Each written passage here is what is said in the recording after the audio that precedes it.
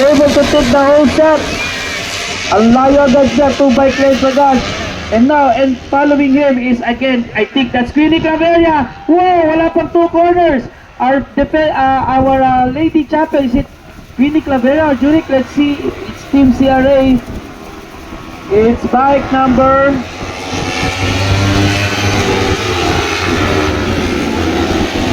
Is it Jacob Long, one of the CRA bike? No, medyo nagulat kami doon. I thought Gracie Reyes already did a magnificent start, but the CRA Sec Motor Supply Rider made an even better start from second row of the grid to lead the first lap. Let's see. Wow, then it's Jacob Long, Eric Alcino start back to 5th place, followed by Queenie Claveria and Eunice May Santa Ana. So out of the top 7 riders, we have 1, 2, 3, 4 women. So we have 4 ladies against 2 gentlemen here in the SSPK SP class. Meanwhile, the leader, wow, Franz Juric de la Cruz. Ano kaya nakain ito ng lunch break at nakuha niya ng dalawang patindi ang start. Meanwhile, another CRA Sec Motor Supply rider just overtook Villanueva.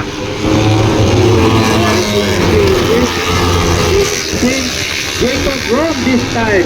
Wow! Mukhang ano bang pinarahin nito.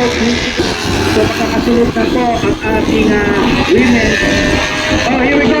Wow! I think he's trying to take the lead from De La Cruz. Kaya po nakadikit na si Vincent Villanueva. So nagkakaroon ng infight dito sa dalawang team. Medyo mabagal. Mag-team na sila. So this is the next team. But anyway, it's a race. Dikit-dikit pa rin po ang ating top 6 riders. Tama ko saying kanina, ang ating 4th to 7th place are now all SPK riders.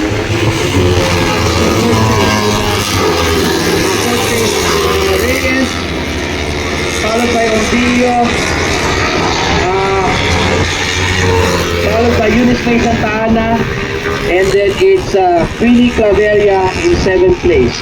Yan po, yung top 4 ng women, dikit-dikit din po sila. Meanwhile, back to our top 3, it's the Racing Motor Supply team of Franz Juric de la Cruz and Prince Jacob Rom trying to fend off our pole-seater, Cecil Villanueva. Of ECR Racing, there goes Cecil Villanueva, taking one of the CRA riders back to 2nd place. At ito na rin po si Gracie Reyes, nakatutok na rin po.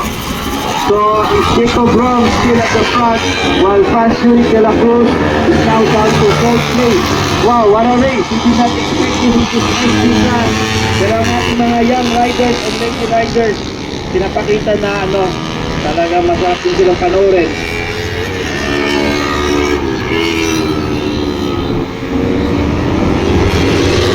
Here we go. Jacob Rom over pole-seater Cecil Villanueva, followed by Franz Juric de la Cruz and then Christine Reyes.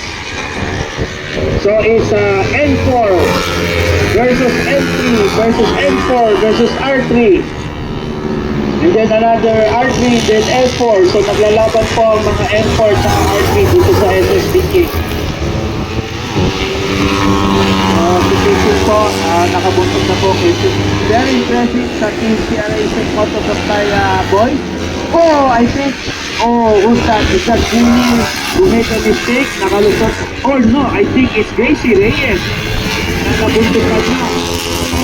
Oh yes, is that Eunice May Santa Ana? Is it Queenie Claveria? Was able to challenge.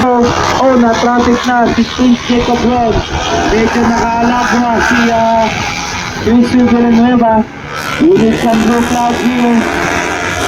Blue cloud. That's a side man. Great to Cecil Villanueva. But the traffic has, I think, affected Prince Jacob Rom.